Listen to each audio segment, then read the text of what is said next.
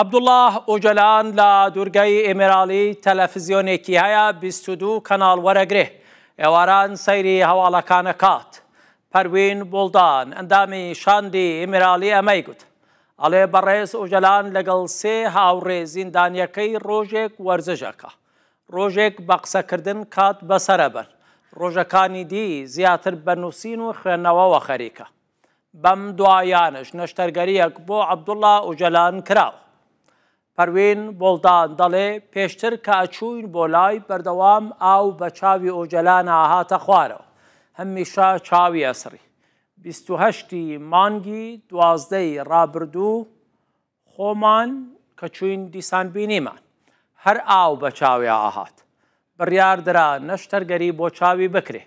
بۆ دووەمین جار کە ڕۆشتینەوە بۆ لای نەشتەرگەریەکەی بۆ کرابوو، پێی وتین چاوم بە باشی ئەبینێ، ئێستا زۆر باشم. عەبدوڵڵاه ئۆجەلان دەستگیرکردن، دەست بەسەرکردن و دانانی قەیوم بە کۆسپ ئەزانێ لە بەردەم پرۆسەی ئاشتیا لە تورکیا. با شاندەکەی وتووە ئەبێت دەوڵەت ڕێگری لەمانە بکە، ئەمە دوایین دەرفەتە، ئەبێ هەموومان بە باشی بیقۆزینەوە.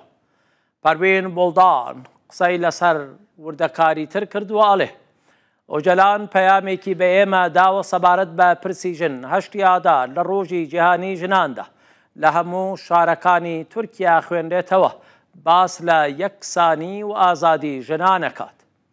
پەرلەمانتار پەروین بوڵدان ئەڵێ ئەگەر هەلومەرجی بەڕێز ئۆجەلان نەگۆڕدرێت، مانای وایە هەنگاوێکی گرنگی کردداری نەنراوە.